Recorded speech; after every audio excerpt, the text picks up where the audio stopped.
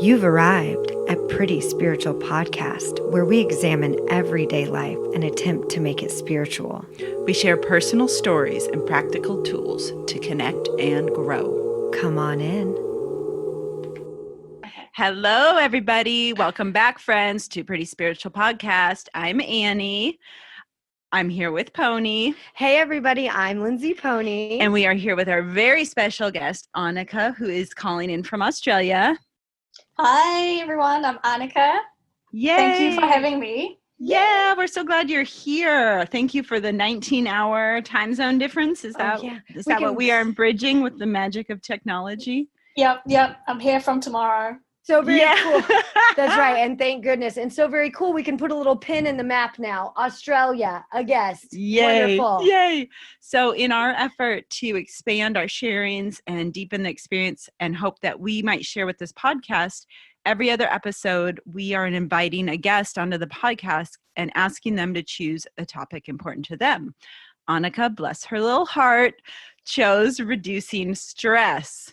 I can't imagine why anyone would pick the topic of stress in the year 2020. That's exactly what I was going to say. I'm like, what will I ever share about? There's nothing to talk about.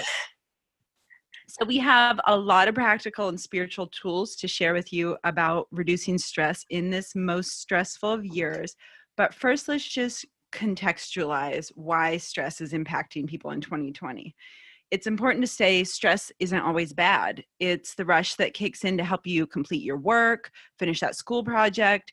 It's also the rush that can save your butt when you're in a life-threatening situation. Your breathing increases, your muscles tense, your pulse speed, your brain uses more oxygen, becomes more active, really kind of kicks you into fight or flight, which can do a lot and is great for short-term spurts. But say you're living in 6 months of stress in the year 2020. Grinding it out. Grinding it out. Say there's a global pandemic. Say you are homeschooling your children online while you work full time. Just maybe. Say you're living with your parents as an adult because you lost your job or can't find one because of COVID. Say you live in Kenosha, Wisconsin, or Portland, Oregon, where Black Lives Matter protests are being met with state-sanctioned violence. Say you live in California, where there are wildfires everywhere. The air is poison. Yeah. Just perhaps. This is all hypothetical. Yeah. Just maybe. Just maybe. So what's more, communities of color experience even higher level of stress than white adults. There's a report out by the American Psychological Association called Stress in America 2020. Period. And it's real. So when stress becomes chronic, there's this prolonged state of tense muscles, high pulse, overactive brain, and all that can disturb your immune system, your digestive system, your cardiovascular, your sleep, reproductive. And the National Institute for Mental Health has said that chronic stress can lead to heart disease, high blood pressure, diabetes, and other illnesses like depression or anxiety. I feel like we're really cozy with all those Let's facts. just say the whole system is in danger. Red alert.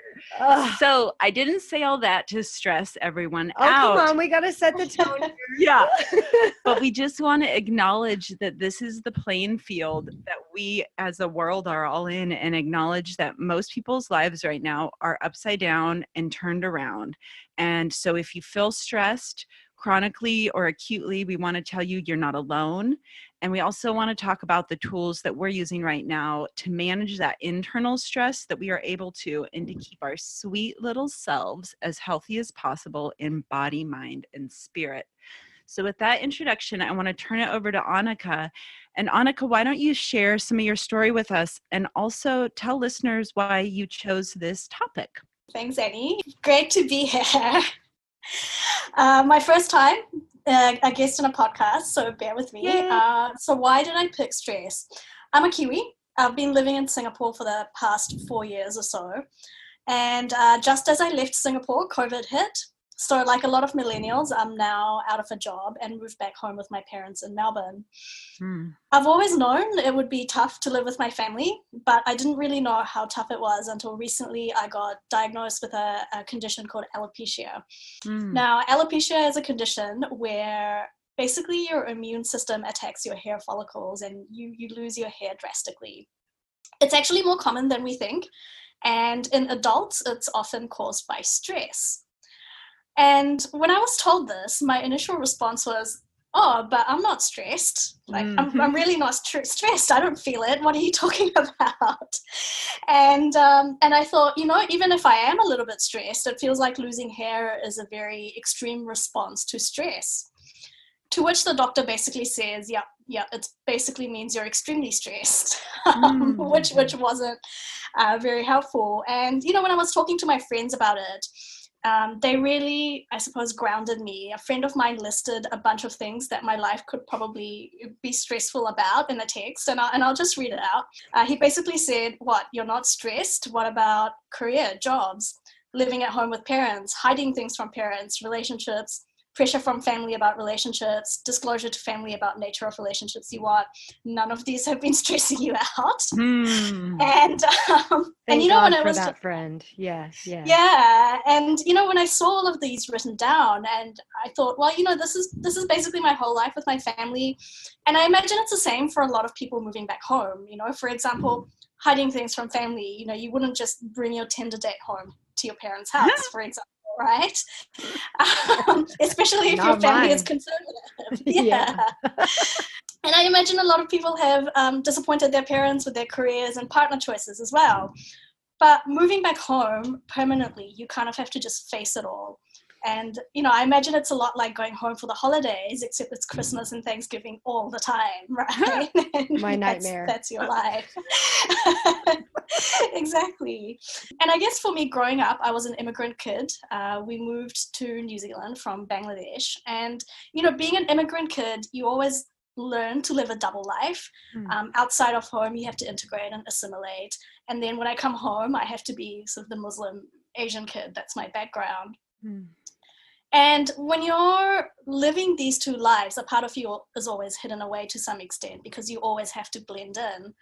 And, that's all fine, but I moved out of home since I was 18. So I've always had my own space to go back to. And now moving back home, this is actually the first time in a long time I've had to start fully living sort of these two lives again.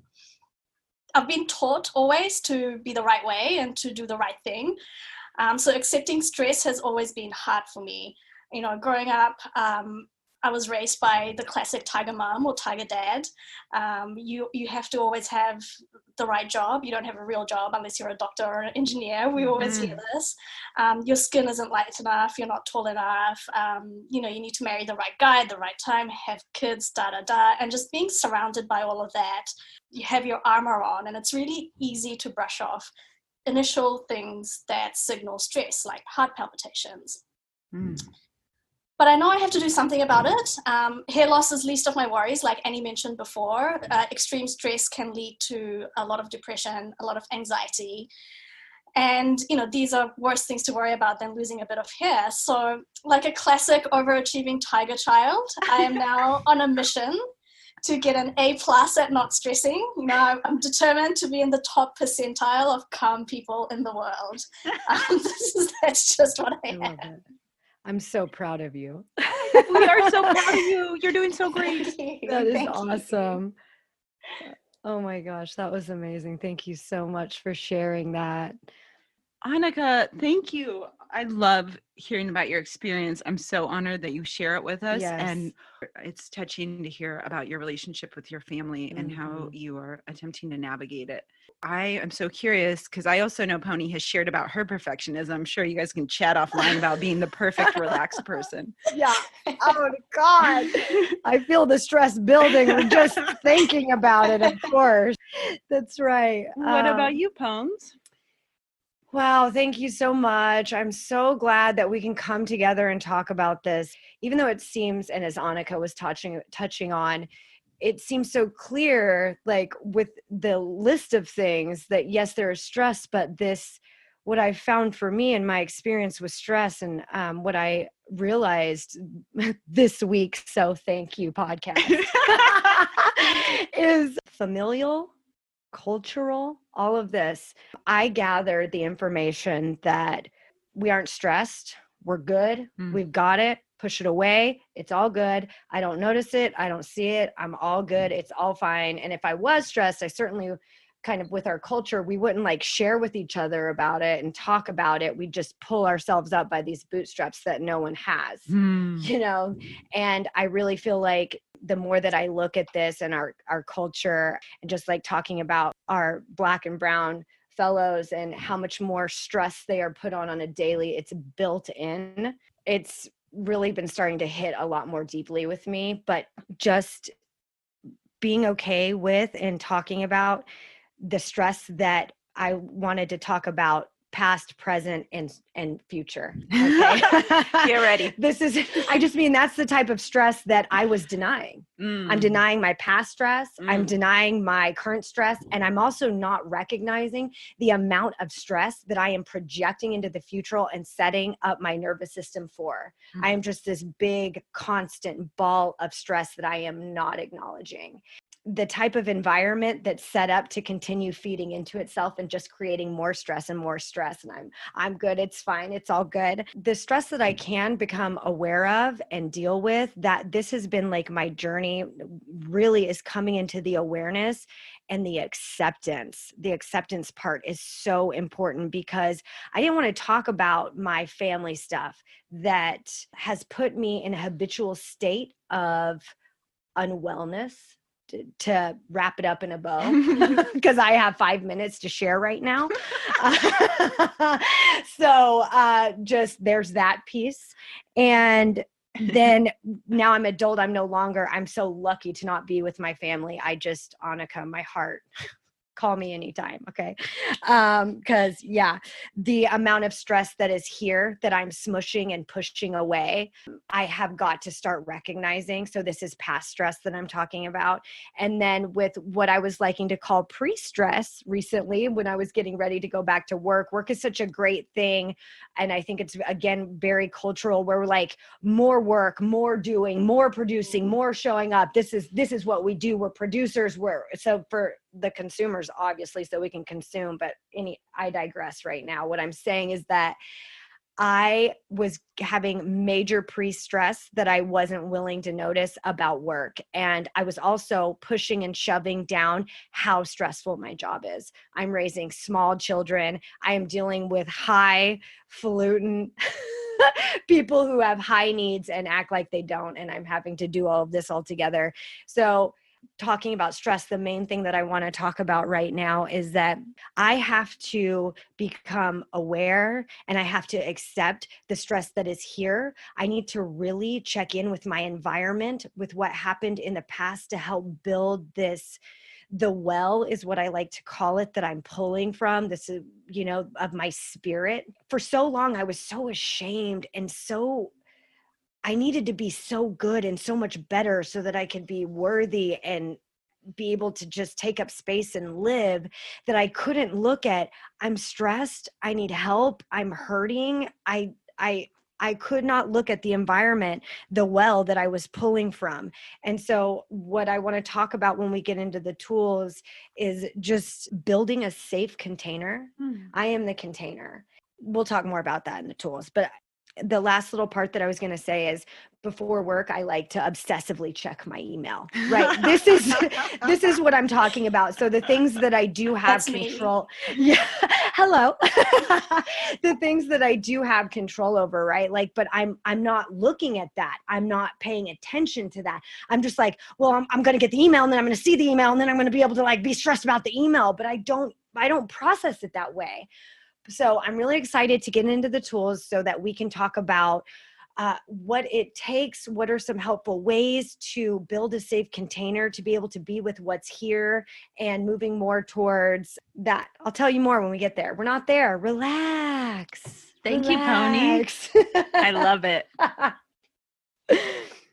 So for me, up until a few years ago, stress was just the normal state for my nervous system. I was constantly tense, clenched, with a hyperactive brain. And this state of anxious stress meant that my autonomic nervous system, which is the body's unconscious control system, it like regulates a lot of the organ and body function, was primarily in the sympathetic nervous system. So sympathetic sounds great, right? But in regards to the nervous system, it means stress. So your heart pumping, your muscles are clenched, you're just like ready to fight or battle or survive, which is great, but over an extended period of time, that's actually really exhausting. So residing in this fight or flight state led me to all kinds of emotional and physical challenges, clinical anxiety, gastrointestinal stuff, don't even think about sleeping. And then one of the outcomes, which I've talked about extensively on this podcast, Go off, is my TMJ. And I clenched my face. And I think 2 nights ago, I cracked my third tooth. Congratulations, everyone. Through a mouth guard. This is like hippopotamus level power in my jaw. So it hurts super bad. But so there's real problems that happen as a result. Like Pony and Anika said, when this is all going on, I'm often not acknowledging that my body is in a state of stress, right? My brain's like, you're fine. Things are fine. It's okay. And so, but then my nervous system is actually operating apart from my intellectual reasoning. So my body's like, you're not fine. We're flipping out. We're cracking teeth. Things are bad. So the last couple of years, I've been learning a lot of tools to A, notice when I'm even in a state of stress, and then B, use these tools to coax my body from that fight or flight, high stress, sympathetic nervous system into the parasympathetic nervous system, which is the rest and digest state. And I know personally when I've switched over from the sympathetic stress state to the parasympathetic rest and relax state, because my tummy usually makes this like burbly grumble noise, and it's like this signal, it's like, and my body's like switching over. It's like, okay, we're all right. So in the last month, on top of all this 2020 stress in general, I have had a lot of stress about the fires in California. They're near us. There's smoke in the air most days. Friends in towns nearby are being evacuated. And I get scared, and I wasn't giving enough acknowledgement and space to the fact of the stress that this was creating in my body. And like everything else in 2020, there are some aspects to these fires that I just have no control over, but there are some tools I can use to manage my stress so I don't make myself sick with worry in the meantime.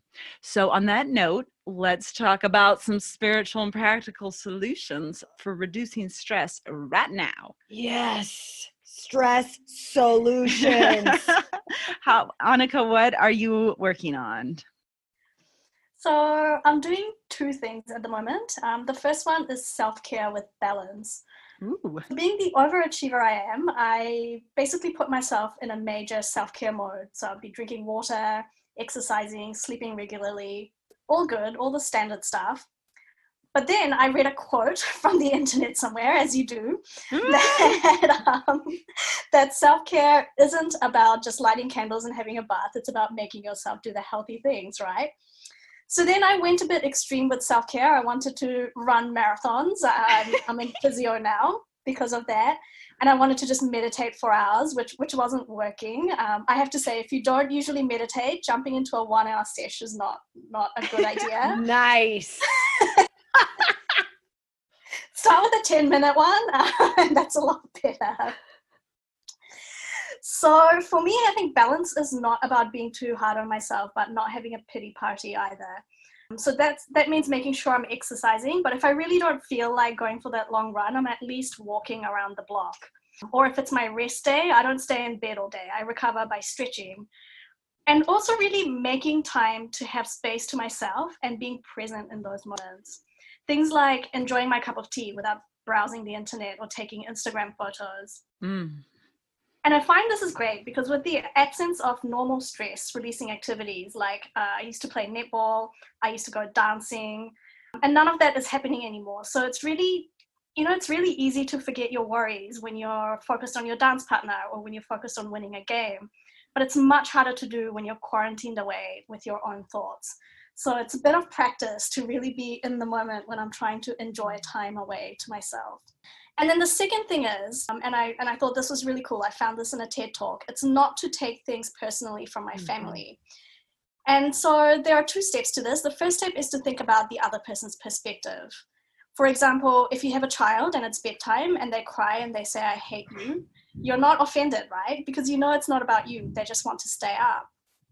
And similarly, when my mother says, your skin is too dark, it's a very common message to hear in Asian cultures. I know it's not about me. There are loads of skin lightening products out there, for example, that say if you don't have a lighter skin, you won't get the job you won't get the guy you like because you're too dark. So, no wonder.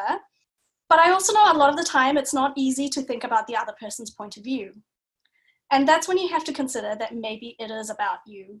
For example, if I said, Lindsay, you're an orange, you wouldn't really care. Like, it would be weird, but you wouldn't care because for a fact you're not an orange, right? I mean, I'd take it personally. She's a peach. But that's that's how I roll.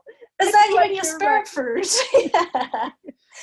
Go on. So basically, to that note, when my family worry about, how will I find love? How will I find a husband if I'm losing all my hair? It affects me because I associate my hair with my attractiveness. And in those instances, it's really important to have empathy for ourselves and to reach out. The TED Talk actually says, speak up, but how to speak up to your Asian family is a different topic. So I kind of adapted. So speaking up, or rather reaching out, I know therapy isn't always accessible or affordable, especially when you don't have a job. So a lot of the times, reaching out, your friends become really important.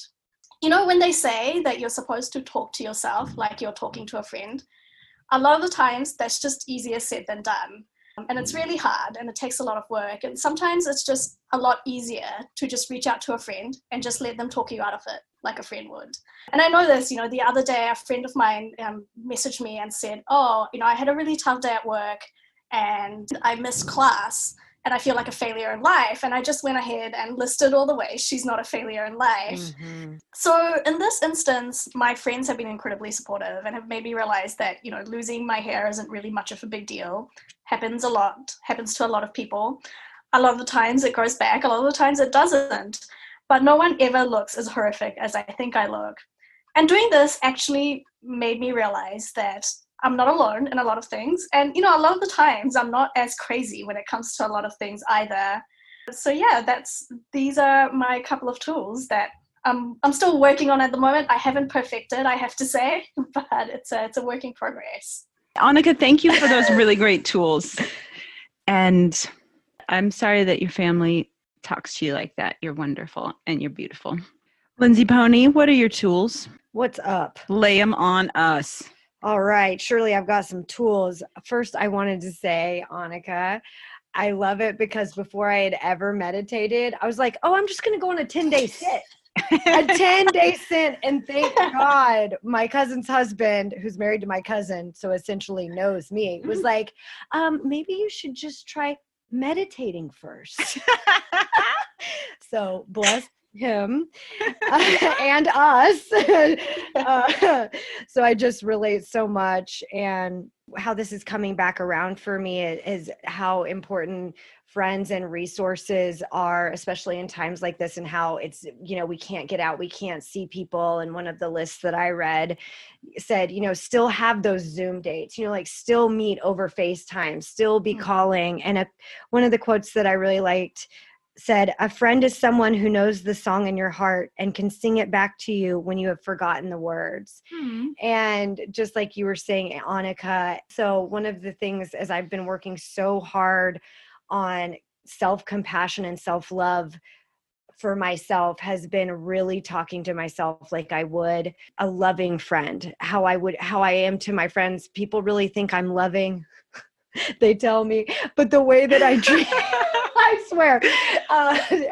Anyway, and the way that I treat myself, I really, really need self-compassion and I need self-love. And when dealing with stress, I especially cannot, if I don't care or have self-compassion for myself, I cannot even begin to take care of myself. And then I can't begin to take care of others or help be the change that I need to see in the world. So this is really, really important work. And I'm so glad that it's taken me a minimum of 8 years to see the environment in which the causes and conditions that have created the environment, the well in which I pull from, that was potentially, essentially, what do you call that? Poison.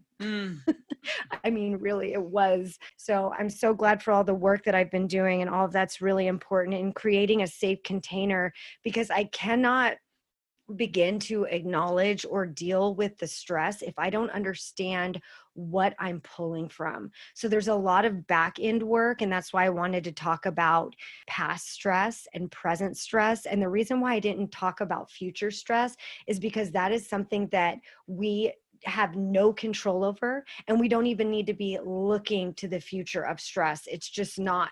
Oftentimes for me, I've found an addiction to what one could call excitement or fear. And I wanted to bring that up because when I first heard that, I was kind of annoyed, which tells me there's something in there for me. I've learned over time. I was like, oh, that's stupid. And it's like over time, I'm like, so I just want to kind of lay that out there for anyone who might want to be annoyed at it. Just take a glance. Maybe. And if not, continue. And for me, it really helps me to see in the ways that I am perpetuating these states, these habitual behaviors that I have. And the tool that I'm going to talk about right now is hearkening back just to what helps me get there is awareness, acceptance, and action. So that's a quick little place for me to remember that through awareness, through radical acceptance, and then getting into action, I can begin to deal with whatever is here, whether it's the depression, whatever it is, the stress.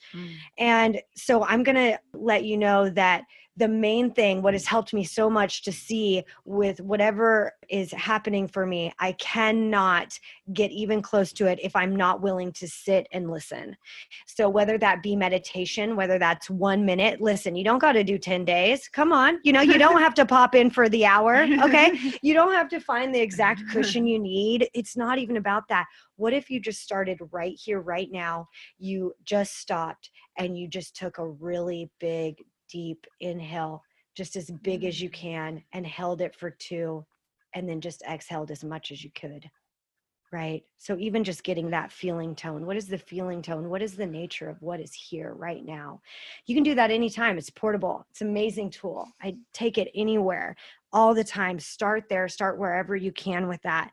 One meditative moment, my most favorite thing right now, and I was so upset when I even heard about this, and just like repulsed. How dare you? So again, with the contentment that I've found is like my set point, those are areas that I can really, more looking there. But it's so simple because it's yin yoga.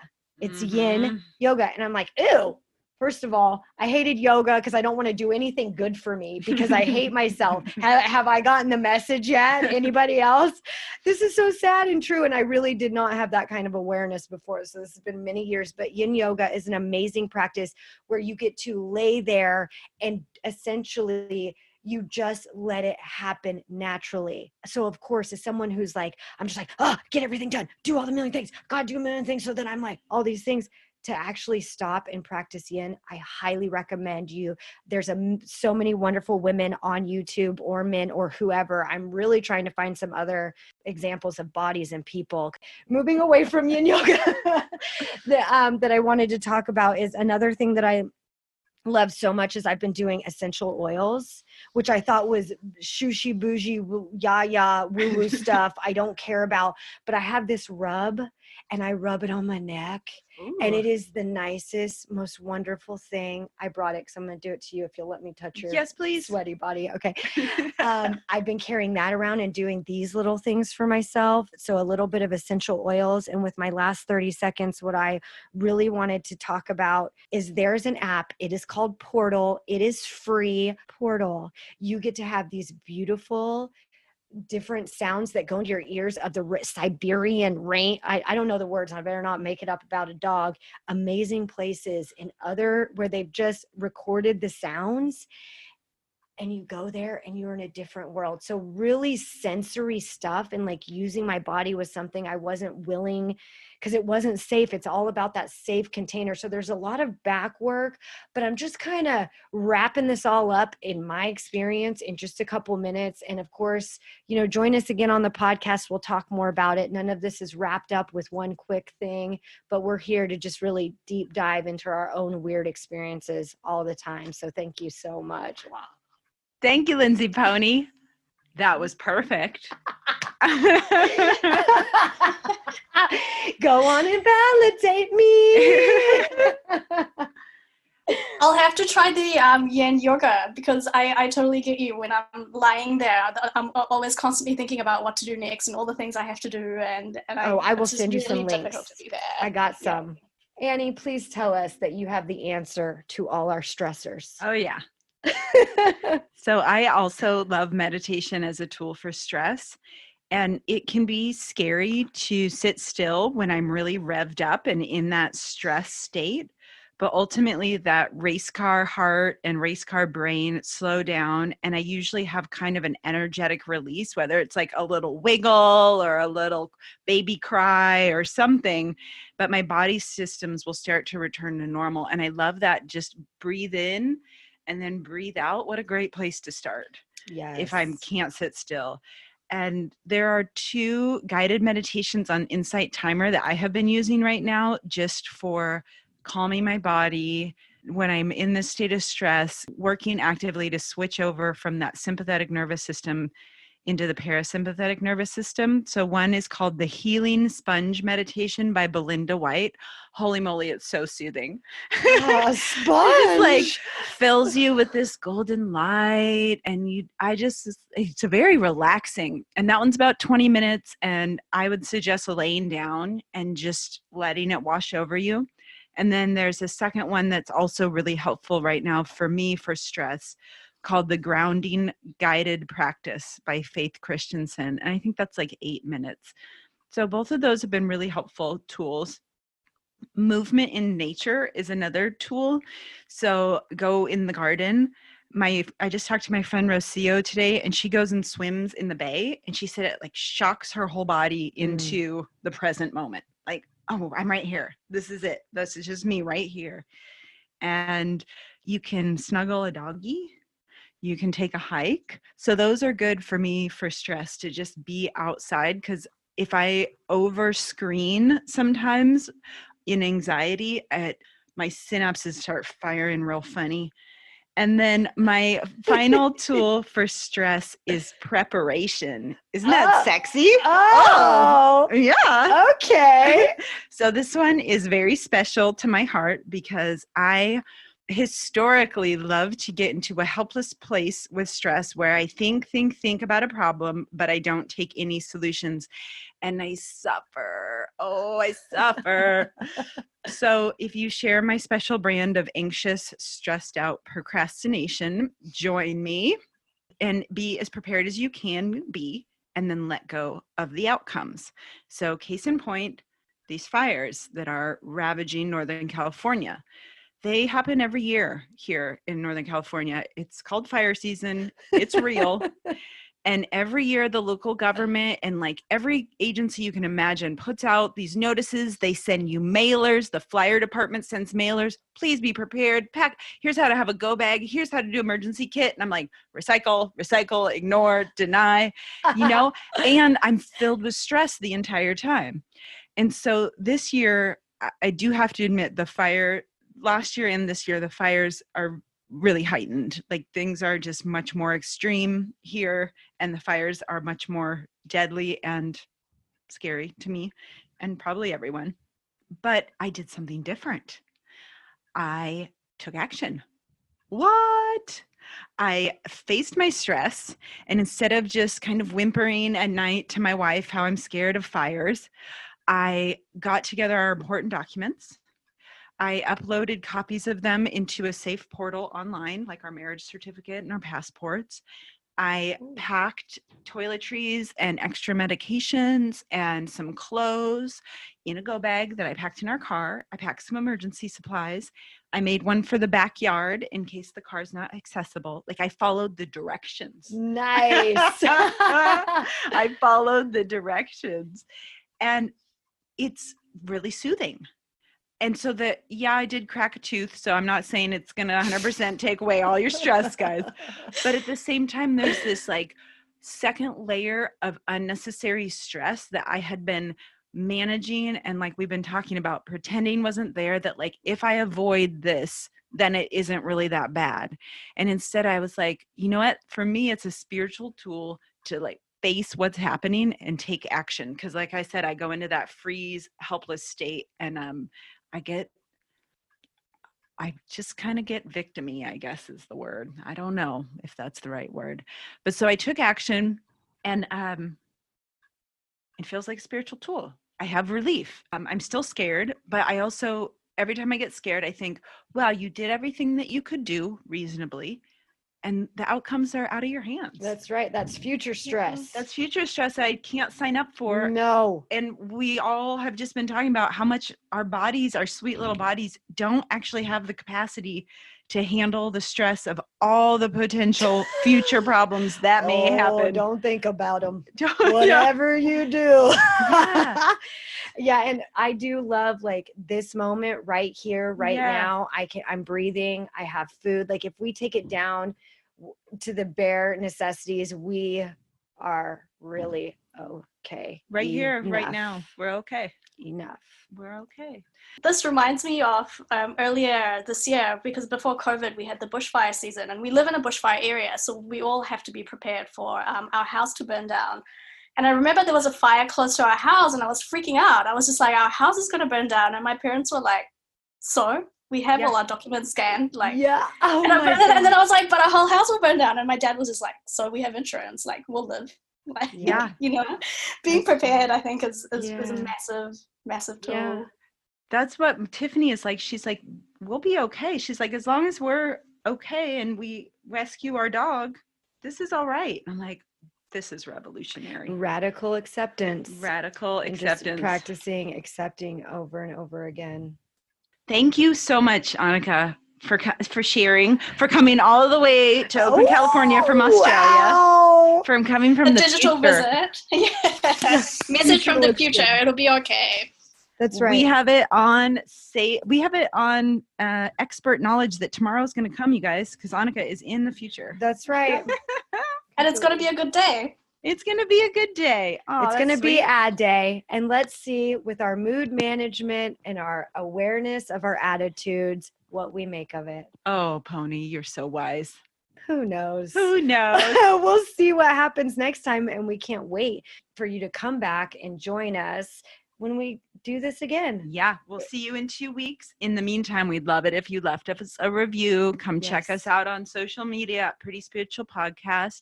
And we love you so much. Thanks, Anika. Thank you. Thanks for having me again. It's been great. So, Anika, that was so fantastic. Will you tell listeners, if they want to connect with you, how they can find you on social media? My online handle is Miss Green Fairy. So you can find me on Instagram, message me or follow me. I would love to connect. And on another note, I have started the initial stages of recording a podcast with another friend of mine. It's called Right Heart, Left Brain. It's about the everyday choices women in Asia face when it comes to their daily lives and the decisions they have to make with their brains and their hearts. So watch out for this. It's to come. That's so exciting. I'm so excited. So your handle is at Miss Green Fairy. So it's MissGreenFairy. Yes. Cool. Yes. Cool. Not Mrs. No, ma'am. Miss. no Mrs. No Miss. Miss Green Fairy. I cannot wait to check out that podcast. Yeah, we're excited about look that. on your social media to see when it drops. And we're so happy. Thanks so much. Yeah, thanks.